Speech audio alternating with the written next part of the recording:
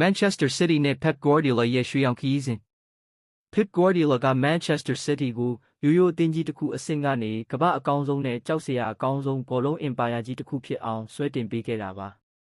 2016ခုနှစ် Pep Guardiola Man City ကိုစရောက်လာချိန်မှာအသင်းကချန်ပီယံဆုတွေရဘူးပေမဲ့ဥရောပရဲ့ထိပ်သီးအဆင့်မှာပုံမှန်နေရာမရသေးပါဘူးဖဖက Man City ကိုဆုဖလားတွေတင်မကပဲတစ်ကမ္ဘာလုံးကအားကျရတဲ့ကစားကွက်အလှပဆုံးဘောလုံးပိသုကာပညာကိုပါယူဆောင်လာခဲ့ပါတယ်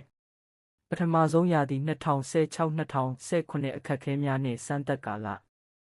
ဖိပရဲ့ပထမဆုံးရာသီဟာသူစိတ်ကြိုက်ပုံဖော်ဖို့အတွက်အခြေခံအုတ်မြစ်ချတဲ့ကာလဖြစ်တာကြောင့်ရလဒ်တွေထင်သလောက်မကောင်းခဲ့ပါဘူး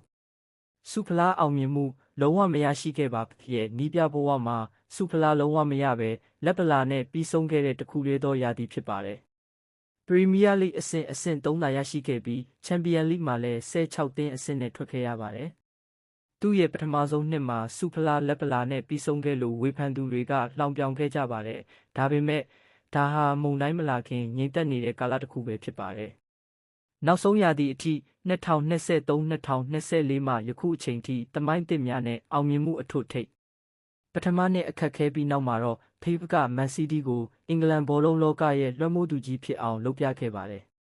ပရီးမီးယားလိတမိုင်းသစ်အင်္ဂလန်ဘောလုံးတမိုင်းတစ်လျှောက်ဘယ်အသင်းမှမလုပ်နိုင်ခဲ့ဘူးတဲ့ပရီးမီးယားလိ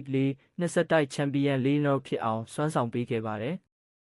Treble အောင်မြင်မှု2022-2023အားလုံးမျှော်လင့်နေတဲ့ UEFA Champions League ဖလားကိုပထမဆုံးအကြိမ်ရယူပေးခဲ့ပြီးတစ်နှစ်တည်းမှာတင်ဖလား3လုံး Treble တစ်ပြိုင်နက်သိမ်းပိုက်နိုင်ခဲ့ပါတယ်။အခုချိန်မှာတော့ Pep Guardiola ဟာ Man City ကို Premier League ချန်ပီယံ6ကြိမ်နဲ့ဥရောပရဲ့ဘုရင်တစ်ပါးဖြစ်အောင်ဆွဲတင်ပေးခဲ့ပြီးပါပြီ။သူယူဆောင်ပေးခဲ့တဲ့ဆုဖလားပေါင်းက18လုံးထက်မနည်းရှိနေခဲ့ပါပြီ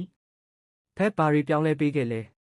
တကစားဟန်ကိုပြောင်းလဲခြင်းဂိုးသမားကအစဘောလုံးပေးပို့ကစားတဲ့ခင်မီ Take Careစတိုင်နဲ့အင်္ဂလန်ဘောလုံးလောကကိုလွှမ်းမိုးခဲ့ပါတယ်။နှစ်ကစားသမားတွေကိုအဆင့်မြင့်တင်ခြင်း Kevin De Bruyne, Rodri, Phil Foden ကနေ Erling Haaland အထိကမ္ဘာအဆင့်ကစားသမားကောင်းတွေဖြစ်လာအောင်တွေးပေးခဲ့ပါတယ်။သုံးစိတ်ဓာတ်ပိုင်းဆိုင်ရာရှုံးနိမ့်မှုကိုမလိုလားပဲအမြဲတမ်းနိုင်ပွဲစာလောင်နေတဲ့ Mental Master စိတ်ဓာတ်ပိုင်းဆိုင်ရာဘလူးများအဖြစ်ပြောင်းလဲပေးခဲ့ပါတယ်။